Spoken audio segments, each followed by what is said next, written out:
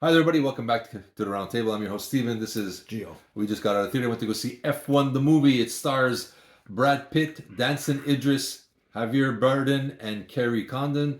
The movie is directed by Joseph Kosinski, who produced and directed this film, and also he was the big major director for Top Gun Maverick, which saved theaters after movie theaters after COVID. Yeah. He's back behind the seat, trying to bring back what he's done to jet planes to race cars. So basically, Brad Pitt plays a former, I guess, race car protege who's to be the next big thing. He has a tragic accident, kind of, stumbles through life. Javier Bardem brings him in to basically mentor the Danson Idris character, actor who plays Joshua Pierce, to mentor him and get him to make this race car team winners before they lose the company. So overall, I'm going to say a lot of stuff that we've seen before. The older race car driver mentoring the young guys. There's clashes of characters. There's the love interest. There's it's stuff we've seen a million times before. A lot of paint by numbers in a sense that we've seen a million times in the theater. Overall, I enjoyed it. The script could have been a little bit better. I mean, like I said, we've seen all this before, but it's done well. I was immensely entertained with this film. The race car sequences are amazing. You feel sometimes that you're on the track with the guys. It was an adrenaline rush for me. I enjoyed it. This movie shouldn't be as good as it is, like I said, because it's stuff that we've seen 100 times before. But they pulled this off spectacularly. I thought this is what a summer movie blockbuster is about, to be entertained thoroughly, and I was. Okay. How about you? Okay, so Rotten Tomato give it 83. People give it 95. You give? I'm going to say 90. Okay, I mean, I'm in the high 90s easily. Half this thing what he says is good, but the thing is, it's all things you've seen before. Done better. A lot better. The dialogue was good. There's certain point, there's not even a dialogue. There's just physical, facial expressions, and you know exactly what they mean. It's well done. And Brad Pitt is a race driver who went through a severe accident that reality slapped in the face, because then after he lost his contracts and all these kind of things, so all his dreams and hopes went down the toilet big time. So he kind of became an alcoholic, gambler. He lost everything. But he's a guy who loves racing, and he's willing to race from the beginning to the end. He loves racing. He doesn't care about how much money he makes. He doesn't care what hotel he lives, whatever. He just loves the adrenaline of racing, because that's what he loves doing. And he was willing to become a gypsy just to travel, just to drive. Dialogue is amazing. I mean, the crew and everything, the chemistry, the certain points, they make you laugh. The dialogue, like the movie, what makes it amazing is the storyline and the dialogue. Visual, look, I'm not Grand Prix fanatic. I don't care, because it's unrealistic cars to put on the road.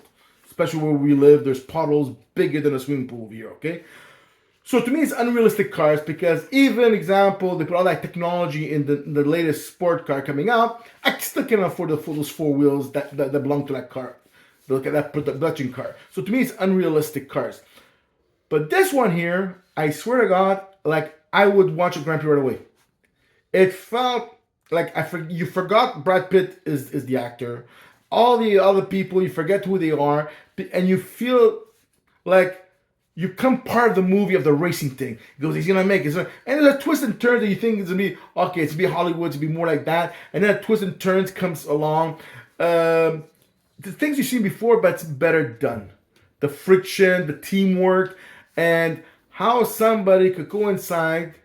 It's like, so everybody says you have to think and work like a team, because once you think you're the all-star and everything, the team breaks up because they're under stress. They're no more loving what they're doing.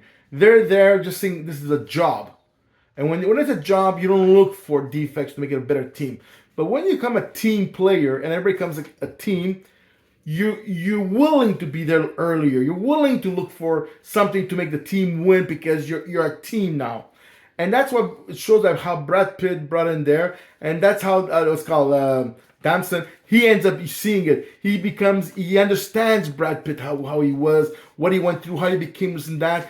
And he start realizing that he wasn't backstabbing him, because he thinks like, if I was Brad Pitt, I would backstab me in the back, because I'm the protege. And he goes, but then he finds out he isn't, and he's kind of facing reality. And at a certain point, his mother, when he first time sees Brad Pitt, he goes like, he's the old man. Ooh, he's sexy, and he's getting jealous. But then the mother, at a certain point, she tells him off because she blames everything on him, which he later on, which he doesn't like saying sorry and all that, or doing any apologies. He actually tells the mother, goes, look, I'm the one who botched up the race, the last race, because if I would have listened to Sonny, which is Brad Pitt, he goes, it would have been completely different, the results. So he's trying to admit, and you see he's changing. He's still sarcastic at the end there. But overall, and then at the end, there's still a little twist and turn that you're like, oh, and it just proves who he is. Overall, as I said, I'm a not Grand Prix fan, went to Cheapo Night, and I enjoyed it. And if you're a Grand Prix fanatic, you like cars and everything, the way it's done, the intensity that they have, the thrilling, it's high riding, it's everything. Look, if you're a Grand Prix track person, go whenever you want to go. You'll enjoy, but go see IMAX. Yeah. With incredible sounding that you could hear the engine rumbling in your ears, that you actually think you're at the track. Because where we went was a regular theater. And I go there. If I was a Grand Prix fanatic, I would love these speakers to be highly volume higher, and the theater, the projection would be so big that I'm in the race kind of sense, like an IMAX kind of sense. But overall, I never thought I would love a Grand Prix movie kind of sense, but it had everything. And Brad Pitt, that's why I like him as an actor. You forget that he's Brad Pitt and you accept him as Sonny. He knows how to pull you in. And the thing is that, before I forget, is because they were talking about producers and we were finding out who it is. I go, Brad Pitt is a part of the producer and everything. And the real race driver, what's it called? Lewis Hamilton. He's one of the producers. So that's why I go there. The visual of the Grand Prix, everything, the angles and everything was amazing. You see Lewis Hamilton, okay, he got paid, whatever. Then later on, we found out that he's a producer, one of the producers. I'm like, that's why. Because whatever they did, they knew all what to take, what not to take. And look, the movie was long. And it flew. It flew by, yeah. 100%. And it flew by. And if it was an uncut version, I would have gone to the uncut version. That's how much I enjoyed it. So, personally, kudos for them. It was very well done. And just show you in reality, there's always a backstabber. There's a guy, his name was Peter Banning, and he looks all nice and everything. And he goes, when he said, he's my trustworthy guy in the office and everything of the board and everything. And be careful the ones who says too much compliment. Right, Steven, you're the best guy. Oh man, you're my favorite guy on the board, man.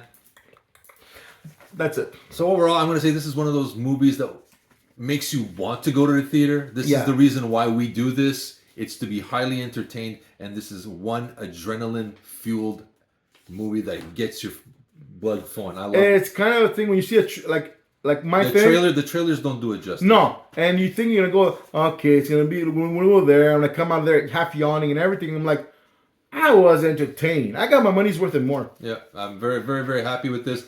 This is one of those summer movies that you need to go see. This is the reason we go to theaters in the first place. And if you're you like Formula One and stuff, race cars, Indy and all that, run and go see this on IMAX. I'm telling you, you'll love it. You will not be disappointed in this. Yeah. So, cheapy night or full price? Whatever you decide, it's good. Me too. I think I would go see it full price. I was highly, highly entertained. IMAX, if you're a Grand Prix fanatic. For sure, I agree 100%. So, this is Gio. This is Steven.